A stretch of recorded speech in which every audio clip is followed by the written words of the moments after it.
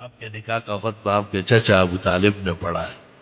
25 سال عمر تھی آپ کی اور 40 سال کی خدیجہ تھی. بلکہ ایک روایت سفیری شارح بخاری نے نقل کی ہے کہ 48 سال کی تھی اور مکہ مکرمہ کے سب سے بڑی متمول مالدار خاتون تھی. اللہ کی حکمت تھی اس میں کہ پیغمبر کو تبلیغ دین کے لیے دنیا کا ایک سہارا بھی مل جائے تاکہ نان نفع کے اخراجات سے بے نیازی ہو.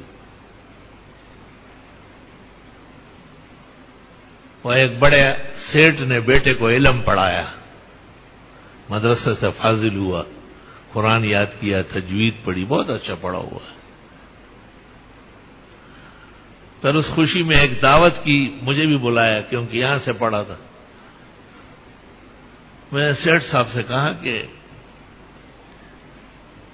لڑکے نے تو علم پڑھ لیا, اب آپ کا امتحان شروع ہوگا. کہنے لگے وہ کیسے؟ میں نے کہا یہ واقعی آپ کی طرح کارخانہ, فیکٹری اور تجارت کرے گا تو پھر اس علم کی تباہی کا جواب اللہ کے ہاں آپ دیں گے. میں نے کہا اس کا تمام مال میں حصہ کرو اور اس کو کہو خدمت دین کی کرو. کارخانہ ہم چلائیں گے, فیکٹریاں آپ کے بھائی چلائیں گے, حصہ دار برابر کے آپ ہوں گے.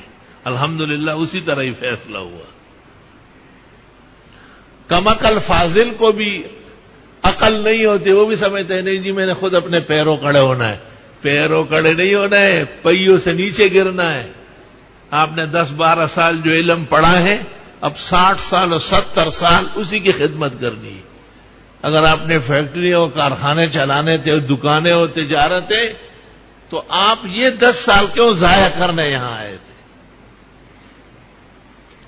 وہ دور چلا گیا کہ لوگ علم بھی پڑھتے تھے اور تجارت بھی کرتے تھے, ان کا ایمان بڑا محکم تھا.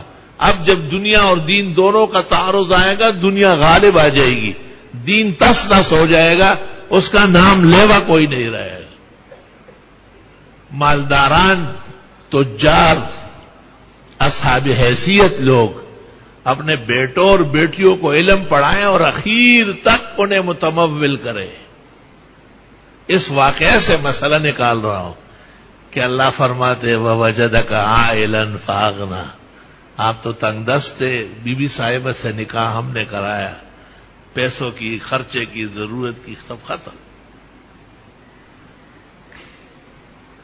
اس سے پتہ چلتا ہے کہ جس طرح خاون کے ذمہ بیوی کا نان نفقہ ہے, اگر بیوی مالدار ہے تو خاون کے اخراجات وہ کرے گی. وَوَجَدَكَ عَائِلًا فَأَغْنَىٰ. اور اس آیت کو امت محمدیہ میں امام ابو حنیفہ نے سب سے زیادہ سمجھا ہے.